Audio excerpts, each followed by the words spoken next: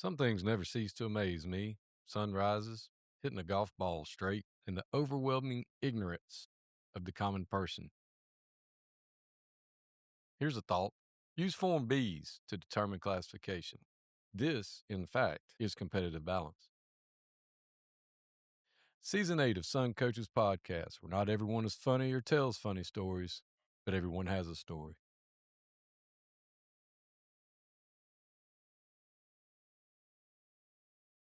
Welcome to Sun Coaches Podcast, Season 8. And as I am every Sunday night, I'm joined by the one, the only, the incomparable Executive Director of the Georgia Fire Coaches Association, Coach Ed Gaffca. Thanks for being on with me. As always, enjoy it.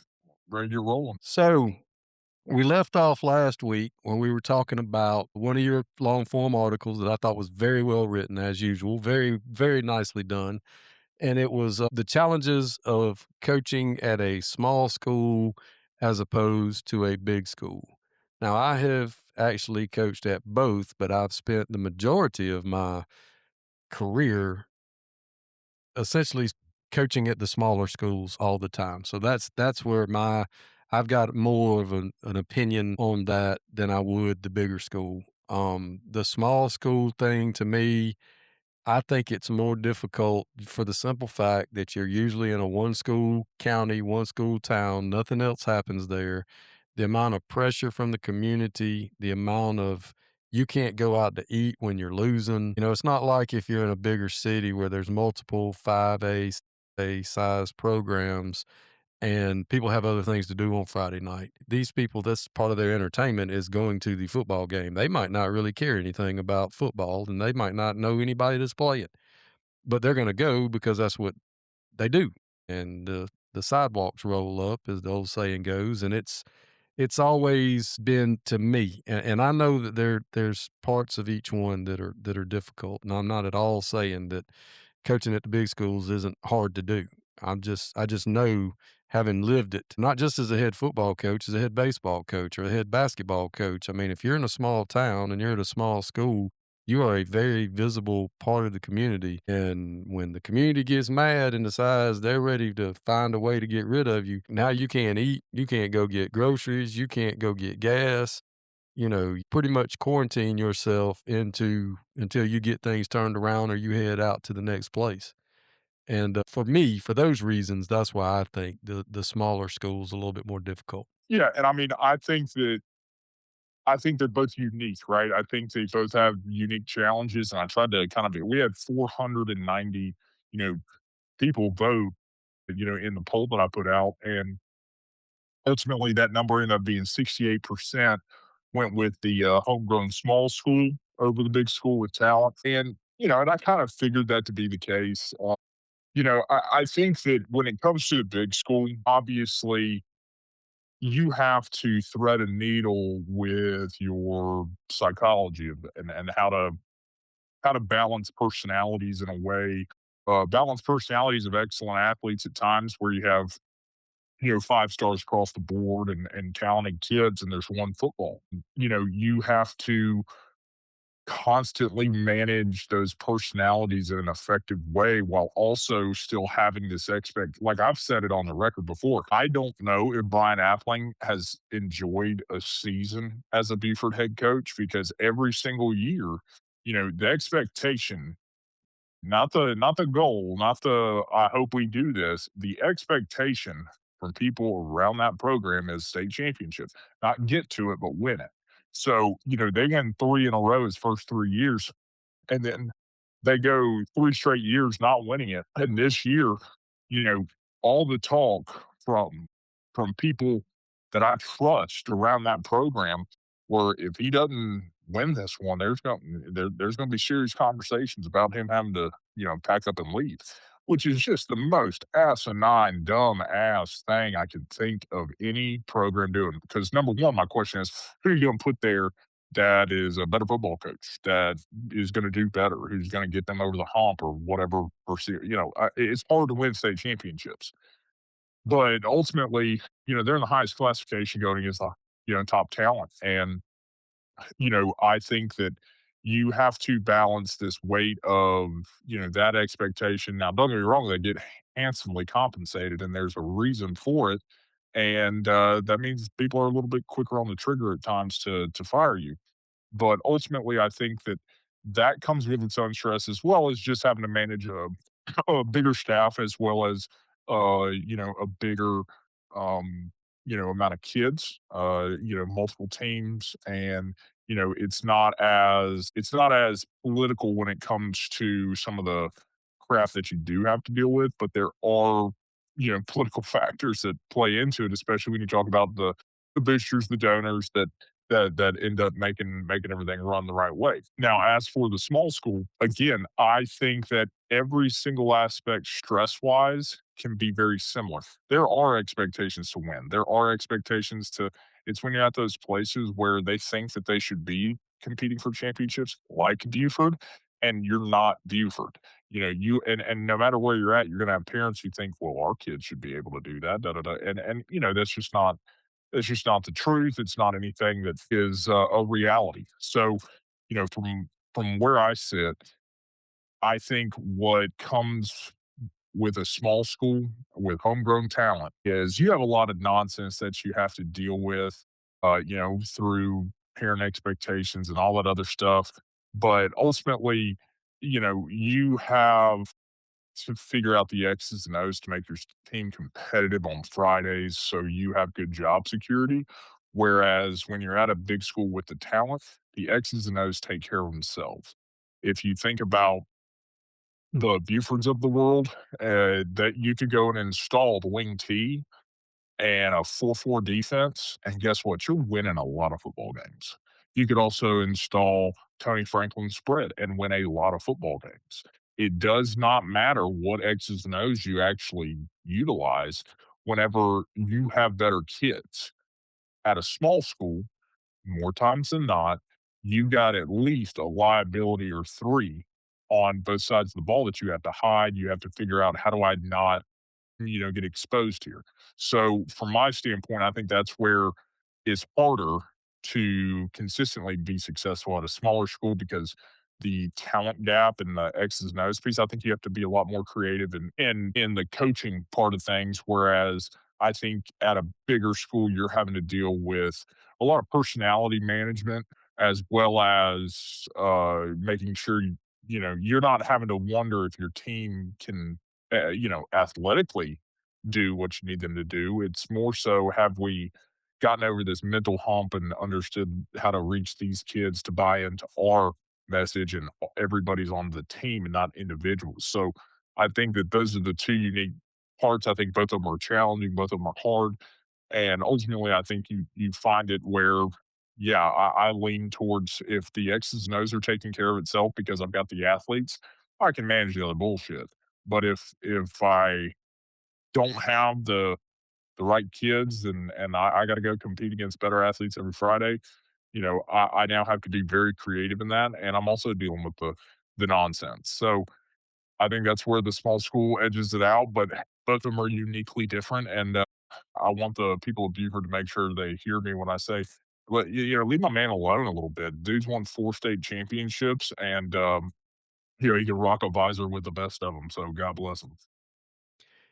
Yeah, we got invited this past, Friday. They had a coaches roundtable, a little clinic thing at Hillgrove High School, and, got to see some old friends up there. Coach Belknap and Coach Walker from Noonan were there, and Ashley Henderson, the newly named East Jackson coach, was there, and Coach Frazier at Whitewater was there, and then there was, their staffs, and Osborne was there, and Sprayberry was there, and I believe people, a North Forsyth guy was there, and that offensive room and a defensive room, and the more we watched film, Lee County was there, and the more we watched film, the more, we were by far the smallest school, being, 1 AA or whatever, the 2A school there.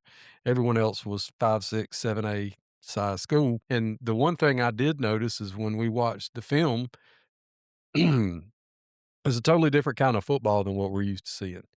We blitz a lot and we see blitzes a lot, and we have to make a lot of different checks and a lot of different built-in things because generally, you don't have the athletes just sit in base and not move, and that's what I saw on film. I was like, "Well, no wonder you can run what you run because you don't that nobody's blitzing every freaking play."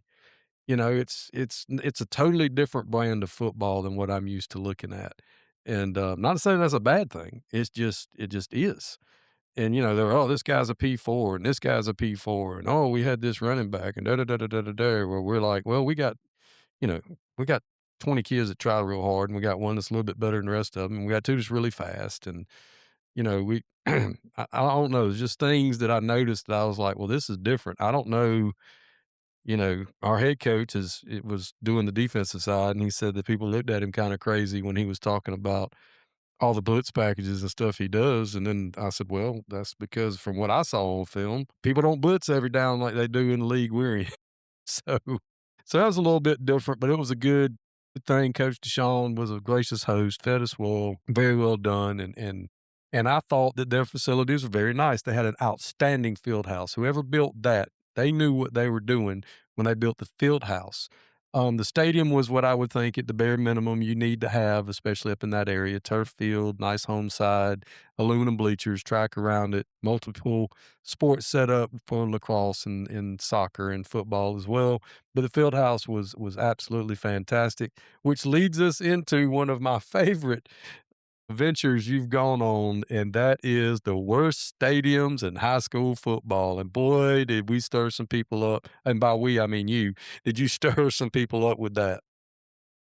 Yeah, I think it's a gift, that, just comes with the role of the executive director here where, no matter what, I always love to see the passion from our high school football, community, but some people just gotta look in the mirror and say, "Yeah, our field or our accommodations for our visitors, yeah, they kinda suck."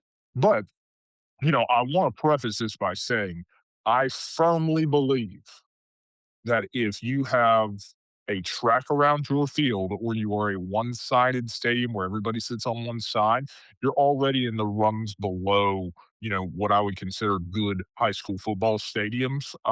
There are a couple caveats to that where like there are a couple places that do have tracks around it that again how they built their stands and all the facilities around it. The stands go more up than back, so it feels like they're on top of you a little bit more. But for the most part, if you have a track around your stadium, and or you have, one-sided stands like all of Hall County, I've got a problem with it, and I think it's terrible. And the most receiving votes, sadly, you know, um, my guy at Oglethorpe, Coach Holland, he wasn't really surprised, but he also wanted to make sure I communicated that, "Guys, there's nothing we can do about the chicken shit smell, okay? Like, there's chicken houses, what do you want?" And, noted, right? Like, I mean, it's part of the charm, there in Lexington, Georgia. But as somebody who's been there 10 years ago and has gone there recently, it is when I say significantly improved, I mean significantly improved. Years ago, it was not a place that you wanted to play a night game. It was not a place that, you really felt, that they were one of those places that would just like mark off every 10 yards instead of every 5 yards. Just wasn't a very good facility. I will give credit where credit's due. They're visiting accommodations close to the field and the air conditioning is working 99% of the time. That thing blows cold air. So I will definitely say that that's not bad. Some of the some of the people, in I will say the Wayne County. Personally, I've never been to Wayne County, and I'm probably not welcome down there between Wayne, Appling, and Pierce. I probably have a, do not enter, there. But Wayne County being absolute gutter trash, and I'm quoting, from the nomination here. That doesn't necessarily surprise me, but so some of our South Georgia folks they can definitely attest to it. Randolph Clay, again, never been there. It just every game that you look at on there, it is as dark as it can get from a lighting standpoint. And then, so Sharp Stadium, where Eastside and Newton and Alcovey all share, The old one where before they did the turf renovation and the new kinda concession stand area and the jumbotron, it's the shittiest place on earth. It should have been condemned. If it rained, it was gonna be a nightmare. They had 1 toilet in the middle of the visiting locker room. It is just an open air toilet, so you're just, having to sit there while God and everybody's doing their business. It's just, just absolutely unreal, facility. I will say I found a way to piss off, I think, most of the state of Florida, I guess, all because, I said that which one? Bartram Trail High School. Listen, there was some news reporter down there that apparently got upset and said that, well, it's good enough for the 2004 Patriots to go down there and do it. Not to be an asshole, but I'm sure it was 21 years ago. I'm sure it was great 22 years ago. But so not only does it have a track around. It also has some random body of water, like all of Florida, to where I'm pretty sure that it's either got gators or it's got mosquitoes or both. And the visiting section looks terrible. You look like you're 100 yards away from seeing anything, meaningful. Yeah, y'all can have that high school. And again, that's not even in the consideration for a good high school in Georgia. So they can go kick rocks. Everything about Florida high school football at this rate can go kick rocks. And a lot of nominations for like Memorial Stadium in Columbus. That tracks because it's Columbus, and y'all know it's the asshole of the state. And then I felt like some of the ones that did come in at like Dooley County, God bless them, right? I mean, I think that stadium looks like it should probably be condemned. I will say Copper Basin in Tennessee looks dangerous for anybody that's in attendance. I just think that there's this standard operating procedure that, if your stands are still wooden, it's probably time to update. I don't, and then Cornell High School in Pennsylvania. This was the most interesting one I thought that somebody, sent me because again, they apparently serve this haluski at the concession stand, which is the, national dish of Slovakia, and I gotta tell you, I'm not saying that I looked it up and, like, I mean, it might be good, like, I mean, it's like noodles and stuff, but, like, I what comes out of Slovakia to me, it seems like it's not gonna smell good, and it's just not good. Like, Slovakia, the national dish of Slovakia is something that they served on, like, the soup kitchen lines during war times. So, to me, I think that that place probably reeks of ass, and it's just not a very good field. I mean, it looks like an absolute disaster. So, between that and, just any of the ones where I love that everybody has their opinions on these places and there's a lot that goes into it, but you know if you have the ability to make some renovations, great. Obviously Toombs County got mentioned, but not for their field. It was for their visiting accommodations being rather subpar, as well as all of Evans, Georgia. So every school was mentioned from Evans, Georgia. So congratulations for the Savannah schools, the Augusta schools being mentioned there. But yeah, I assume that you, coach, probably have a lot of you've been to a lot of these places. A lot of these places have, that were mentioned have been updated. There's been stuff that has taken place and that are good now, but for the better part of 30 years, they were absolute pieces of shit. And, those are the ones that stick with you. Well, coach, I started my career at Aquinas High School in Augusta, and we were in the region with Lincoln County, Washington Wilkes, Goscott County, Johnson County at times, Greene, Tolliver when they were consolidated, Hancock Central, Warren County. And for you younger listeners out there, and some of you that have never darkened the area south of let me just tell you, Warren County back in the 90s, before they built their new place, which is beautiful now. I mean, they've got turf. It's nice. They did it right. Same thing with Hancock. They did it right when they rebuilt it. But ones that I saw, the stadiums that I played at, coached at in the '90s were horrifimous, terrible. Oh my god, bad. Worst thing you could possibly think of. Probably 50, 60-year-old stadiums. You had dressing rooms that only held 30 people. There were a lot of times where we would go. Washington Wilkes has got off. They should be ashamed of themselves for how bad it still is.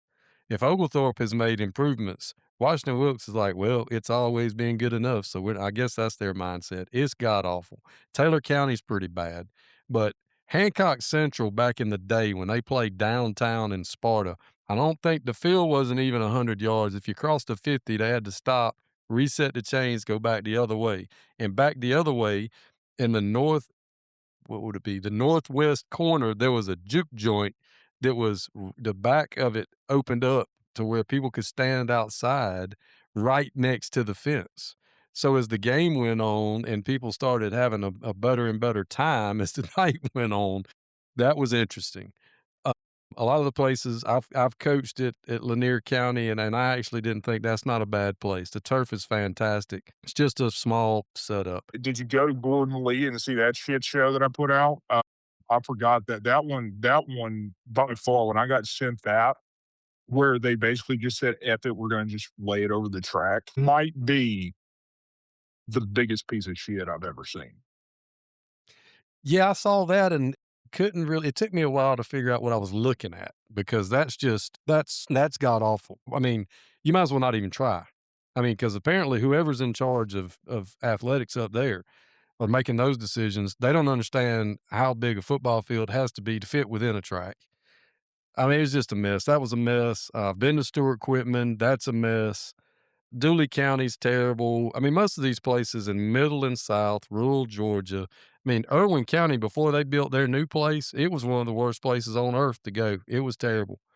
But I mean, that's a lot of places. Now, a lot like you said, a lot of places have updated and they've changed. You know, they've gotten with the program and they've put some money in their facilities. And I mean, I've been to Randolph Clay. The best thing I can say about Randolph Clay is they have the best concession stand I've ever been to. Period. Food's great. You're just gonna walk a mile and a half to get there. So it brings up, these stadiums like this, you have to plan as a coach, and it's usually small school, back to that argument.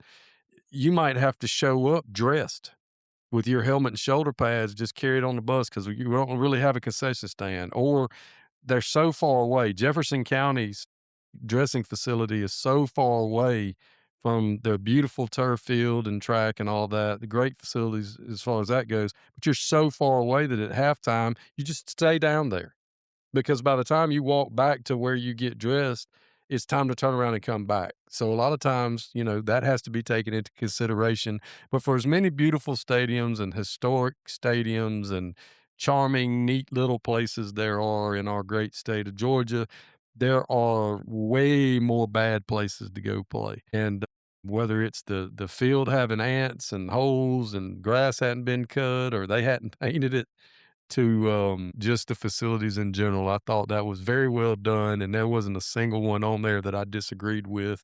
And there were also some on there that I didn't know anything about. And that leads into this week's wild stories from coaches and coaching staffs and things that happened. And man, coach, you found some great ones. I've heard 2 or 3 of them, like the VHS tape one. I actually know the guys that were on that staff. And, when that happened, there's been some doozies, and I'm glad you decided to venture off into that area. Well, I think all of us have, stories that if we were to go and join another staff, we take them with us and obviously, regurgitate them for public consumption. And, some of them are just, something that we personally experienced, we heard, we saw. And then other times it's what we were told by a fan or just something. And yeah, these were definitely not, these did not disappoint.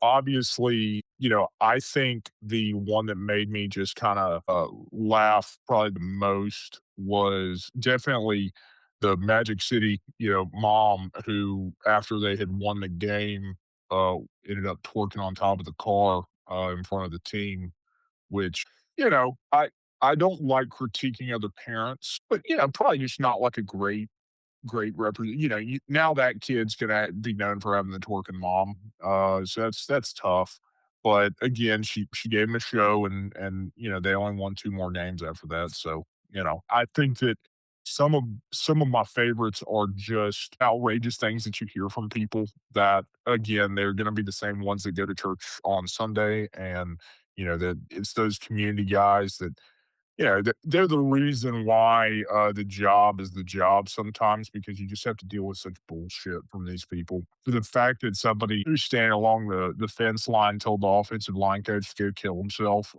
after they had just lost a state semifinal game to the number 1 team, and, they still had 400 yards of offense and, gave them their best game of the year.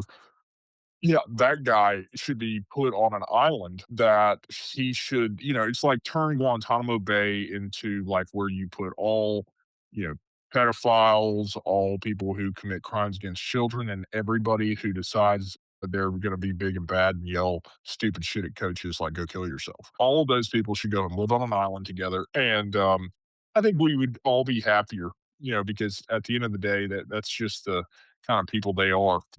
I also thought that having the kid come up and take his shirt off with the coach was outstanding just because, when you come up to North Georgia and, you don't really it's a cultural adjustment at times for coaches, but not in this way a lot of times. I think if anybody were to go, no matter any corner of the state, and you have a parent come up and talking about their kid, and then all of a sudden, they have the kid take the shirt off and say, "Hey, flex for him." I just feel like that's probably one of those, you know, "I'm good, this might not be the job for me," kinda thing. Because if these are the sane people, this is gonna be a tough deal. But, yeah, I mean, I really thing, and I keep getting more, and they're outstanding, to be honest with you. I've had more and more. Uh, Again, I sent one out today about, Northwest Whitfield in 2010 against Rome. They had just gotten a 4th down stop with a minute to go, and Rome only had 1 timeout, and all they had to do was knee it, and they were gonna beat Rome. And on the victory formation, the quarterback fumbles the snap and kicks it, to basically the one guy that you don't really want to, which is like a defensive back. And that kid takes it for the touchdown. And instead of winning the game, they lose. So it's those that I'm just like, man, being on the sideline for that or being in the stands for that, that's just gotta suck. I mean, all of it has to suck. I think that, between the people who, look at some of these and, goes through again, I'm surprised we didn't have more topics in terms of things that parents have said, but I am very happy to report that there is so many that I still have to go through, and I'll probably put out another one as soon as I organize it because it's definitely a lot. And honestly, because I try to keep everything anonymous, it's mainly I just go through with a fine tooth comb, so nobody can trace it back to you if you send it to me. Feel free to submit anything to me, or if you have any ideas of things you would think people would enjoy, let me know, and I'll be, more than happy to put it out there. The tequila and hemorrhoids and Jesus was probably my favorite one. Yeah, I mean, again, I think anytime you can weave, Jesus into high school football narrative, or any religious humor, I think that's really where I'm at my strongest is, any time of that, right? And I was thankful that, we had somebody who was on a private school staff, and had that take place, and, I am surprised that there weren't more examples of parents showing up liquored up and because I know it happens every Friday, this is their relaxing time, and they think that, that means we're about to just, put a put some, Jack Daniels in our Yeti and hang out at the game, watch high school football, but, that also leads to parents being absolutely, liabilities here, so, watching all of this and hearing a lot of these stories, yeah, it's just wild, and not for nothing, the guy who did have the VHS tape, um, and recorded the bachelor party, I would have probably questioned, like, again, "Hey, guys, we got this tape, but we need one for the game. What do y'all wanna do? We'll just record over it." Yeah, I would have probably figured out, something else or, like, double check the VHS tape 'cause, boy, that's a liability right there. Well, one of my favorite stories that I actually witnessed, um, we had one of the schools I worked at, the parents would get together and get a party bus to take them to the games, and, of course, they would drink all the way there, and we were playing at Twiggs County, and, game's over, we're done, and the head coach had told me and one of the other coaches, "Hey, make sure y'all walk the field. We'll get the kids loaded up. Y'all just go back and make sure we're not leaving anything behind because it's, quite a good ways for us to have to come back and get something." So we're walking back and there's nobody else out there. And then off to the side, not behind a tree, not behind the stands, there is a woman using the restroom. And so, in all of her glory, my buddy's like, "Hey, man, look, that's so and so's mom." So, for the next 2, 3 years that that kid was in our program, every time I looked at him, all I could think of was, "I've seen your mom's butt because she was peeing on the side of the field and couldn't get by the things because 'cause they'd had too much to drink." So, when I read some of those, it just triggered a lot of the stories, and I've been so many different places and met so many different people that I've heard most of these stories, or I've witnessed, when you've been to 19 different places, you see a lot of different things. So, like Coach Mentier and Coach Pender and them up there, they've got great stories about the kid that got bit by a rattlesnake and, chasing footballs and the dad bringing the taxidermied snake in and wanting to give him an award for, like, toughest kid on the team, and, I mean, that is sure pure that's facts. I mean, these aren't exaggerated stories, and so that was just funny to me, and then the last thing we'll hit on tonight is you got to sit down and do a fireside chat with the new leader of the Big Red Brotherhood, Coach Santavius Bryant. How'd that go, coach?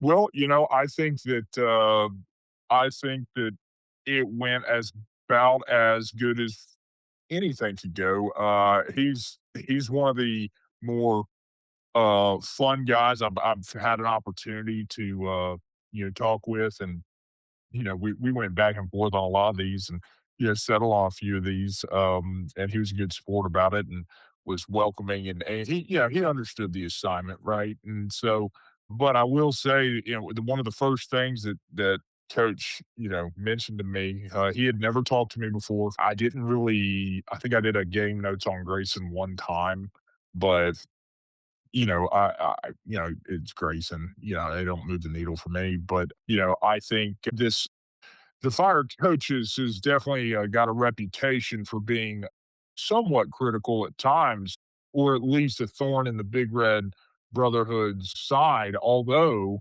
I'm still waiting on a residuals check for them being able to play that Langston Hughes game. So I guess I'll still be waiting on that. But you know, the first thing coach mentioned to me was, "Hey, I'm gonna need you to never put me in a damn cowboy hat again." And, I felt like that tracks, right? Like, yeah, he's not a hat guy, but also, we were paying homage to Coach Niblett, who's out there doing his, rock star preacher thing in Colorado. So, at the end of the day, we settled on, yeah, that's fine, but I'm definitely going to continue to put him in a tux because he made that decision, and that decision is final, so I will continue to have him in a tux.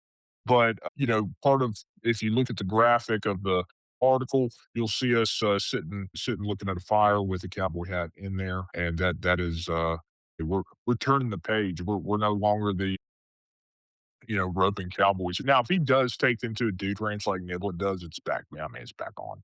But I do know that uh, one of the fun questions was kind of his 2024 Grayson State champion versus the really good, 2024 Milton State champion. And honestly, it's exactly how you'd expect any coach in that scenario to answer, right? They're always going to take their guys. If they don't take their guys, I'm going to question, who they are a little bit and, their competitive spirit. But, between that and then he grew up a big Georgia fan and he grew up, loving Quincy Carter, so I was a little bit surprised that he cut Quincy, but when you go up against Aaron Murray and DJ Shockley, it kinda makes sense. And then I asked him about his Wheeler job, and then obviously he had mentioned, I just wanted to see how excited he was to be a little bit more on my radar as fired coaches, and he felt like offer me a role as the senior analyst to the hydration coordinator. It just goes to show you exactly how public schools can create roles for people if they really want to hire them. And so make sure if you're not at a place that's willing to create roles, you're not at the right place. This was not a role that they had prior. Uh, they said, "Hey, we got to have them," and they offered it to me, and I'm still working out the contract details there. I've requested a bomber jacket. I've requested some of the things that Niblett left over. But I did ask Coach Brian if he just was left an absolute honey hole of gear from Coach Niblett, and I think based on my conversation with him, I think that. Uh, he wears a bigger size, right? I think that Coach Niblett had a little slim fit, tight fit, kind of wear, and Coach said it just wasn't going to work out. So you hate to waste all that cloth, but maybe I'm guessing like cross country team or maybe the girls flag team coach can probably wear that or something, but we'll find a good homeless shelter with skinny people to be able to outfit them. But it was definitely a good conversation. The Big Red Brotherhood's in good hands, and you can't really find a more likable guy when it comes down to it. So I appreciate him taking the time and enjoyed hearing a little bit his backstory, and hopefully again, I think it's important for him to know that again, I'm still me. So the reality is, play stupid games, win stupid prizes. So, just make sure I hear from you before I hear from somebody else, and then we're good. And I look forward to seeing how they do this year. And, we'll see if the big red people can get off my ass for once because one guy, I tweet out the damn video and it's all factual. They lose on a last second shot in the semifinals, Woodward Academy, and a guy just decides and the same guy, one of the same people that always say something from, you Gainesville, man, you're just a hater. And honestly, I told him I would pay him $1,000 if he could tell me where in that tweet I was hating. They are so in their feelings over there, and I'm guessing this might have burned some bridges for Coach Bryant to even talk to me over there. So I appreciate him risking that because there's some folks over there that really hate my guts, and for no other reason besides they were drinking that Kool-Aid of Niblet and decided that no matter what, if you speak ill to our preacher God, we are going to hate you and think you know, just try to just annoy me to death. Yeah, no, I mean, guys, I taught special education. You really think I get annoyed that easy? Come on, that's child's play. You getting upset only feeds the fire and only makes me want to get you pissed off more. So please continue. I would be more than happy to stir that pot a little bit more, and you guys can go and live in Shitty Hall County. So have fun with that. Well, I'd like to thank you for being on this week again, let you tell us a little bit here in a few minutes about what you got going on this week, but I'd like to remind everybody that this Saturday at the Embassy Suites House Inn, Alpharetta, first annual Sun Coaches Retreat will be taking place at registration for the retreat will start at 8 o'clock, 8:30ish. We're going to get started about 8:30 with fellowships being led by McEachern, Creekview, Central Carrollton, Pike County, Long County, Appalachia, Taylor County, Kings Ridge.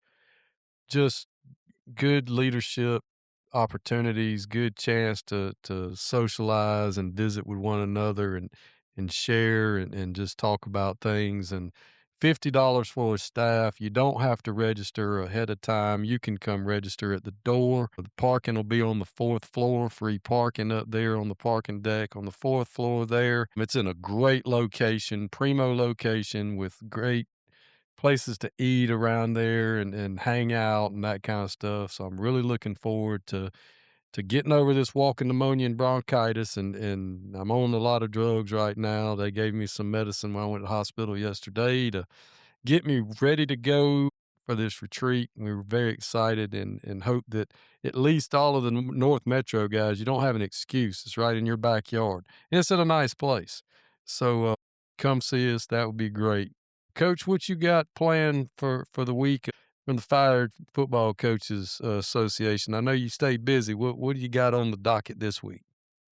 Well, I've got another set of questions that'll be going out to our friend Joey King over at Carrollton. We'll see how that goes and see if he wants to jump on the phone and bullshit a little bit, or if he is busy doing what he's doing over at Carrollton. So I guess we will find out. But yeah, I have a couple things kind of in the works at the moment, and still working on a couple long term projects. And ultimately, I know that everybody saw or everybody heard about the, incident up at, North Hall with, Coach Jason Hughes and that entire tragic incident and him passing away. And, just want to, definitely, if you guys have any interest in, you know, reaching out, donating to his GoFundMe. He does have kids. He's got a wife.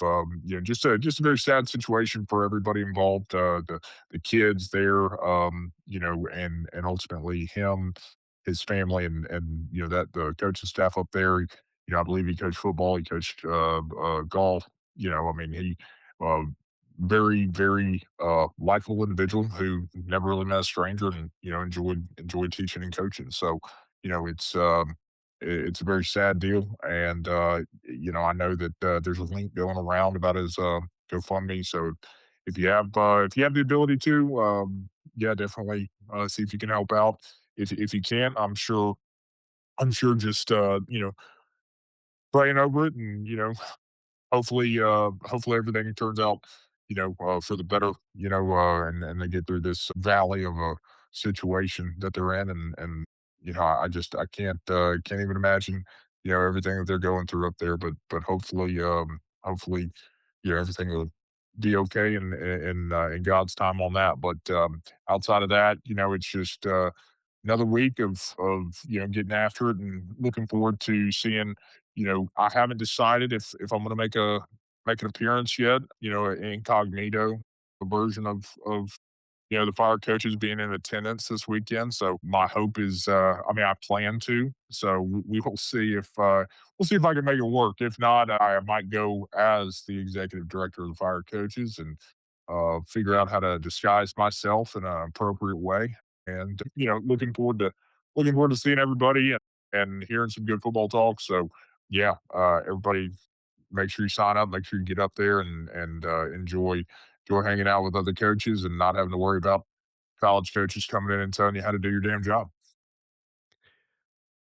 Coach, our thoughts and prayers are definitely with the Hughes family and the whole Hall community up there. Just a tragic situation. And like Coach said, if you feel it put upon your heart and you're able to reach out and help them, it's just a tragedy all the way around. And our thoughts and prayers are definitely with them. But we'd also like to remind everyone to like, subscribe, and share. And we appreciate you listening this week. As always, remind you to relax. It's just satire, mostly.